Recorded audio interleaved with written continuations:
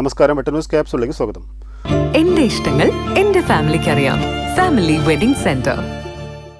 പഹൽഗാം ഭീകരാക്രമണത്തിന് ശേഷം ഇന്ത്യ പാക് അതിർത്തിയിലുണ്ടായ സംഘർഷാവസ്ഥയുടെ പശ്ചാത്തലത്തിൽ കേരളത്തിലെ 14 ജില്ലകളിലും മോക്ക് ഡ്രിൽ സംഘടിപ്പിച്ചു. മോക്ക് ഡ്രില്ലിൻ്റെ ഭാഗമായി പറവണ്ണ GMUP സ്കൂളിലെ ദുരിതാശ്വാസ അഭയകേന്ദ്രത്തിലും സൈറൺ മുഴങ്ങി. വൈകിട്ട് 4-നും 4:29-നുമാണ് സൈറൺ മുഴങ്ങിയത്.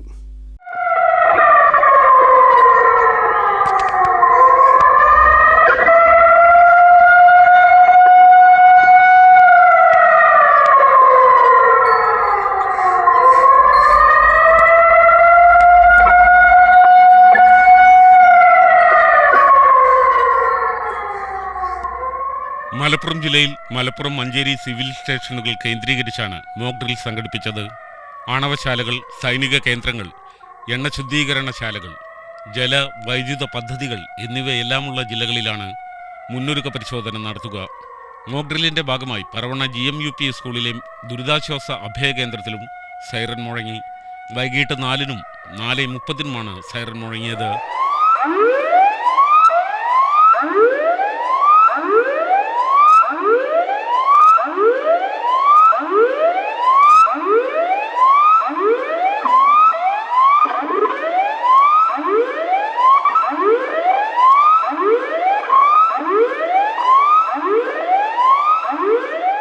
Tirur fire and rescue officer VC Vipin, K Linin, P Sudheer, civil defence post warden KP Firdous, civil defence വാർഡന്മാരായ M അമീർ, K ഉമർ, ഫാറൂഖ് തുടങ്ങിയവരടങ്ങുന്ന സംഘം സൈറൺ മുഴങ്ങുന്ന സ്കൂളിലെത്തി സ്ഥിതിഗതികൾ നിരീക്ഷിച്ചു.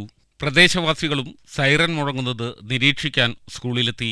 അതായത് ഇപ്പോൾ നമുക്ക് അറിയാം, നമ്മുടെ ഇപ്പോൾ ഇന്ത്യയും പാകിസ്ഥാനും തമ്മിൽ പഹൽഗാമിലുണ്ടായ ഒരു ഇഷ്യൂ നമുക്ക് എല്ലാവർക്കും അറിയുന്നതാണ്. അതിൻ്റെ ഭാഗമായിട്ട് ഇപ്പോൾ നമുക്കൊരു എയർ അറ്റാക്ക് വരികയാണെങ്കിൽ ജനങ്ങൾ എങ്ങനെ അതിനെ സുരക്ഷിതയോടെ രക്ഷപ്പെടാം, നമുക്ക് എങ്ങനെ അതിനൊരു മുൻകരുതലെടുക്കാം, അതിൻ്റെ ഭാഗമായിട്ടുള്ളൊരു മോക്ക് ഡ്രില്ലാണ് ഇപ്പോൾ ഇവിടെ നടക്കുന്നത്. അപ്പോൾ അതുമായിട്ട് ഇപ്പോൾ നമ്മുടെ മലപ്പുറം അഗ്നിരക്ഷാസേന ഉദ്യോഗസ്ഥരും സിവിൽ ഡിഫൻസ് അംഗങ്ങളാണ് കൂടിയുള്ളത്. ആഭ്യന്തര മന്ത്രാലയത്തിൻ്റെ നിർദ്ദേശപ്രകാരം സിവിൽ ഡിഫൻസ് സംഘടിപ്പിക്കുന്ന മോക്ക് ഡ്രിൽ ജില്ലയിലെ വിവിധ പ്രദേശങ്ങളിൽ സൈറൺ മുഴക്കിക്കൊണ്ട് ജനങ്ങളെ ബോധവൽക്കരിക്കുകയാണ്. നേരത്തെ കിട്ടിയ നിർദ്ദേശപ്രകാരം തന്നെ പ്രദേശവാസികൾക്ക് നിർദ്ദേശം നൽകിയിട്ടുണ്ട്. 4 മണിക്ക്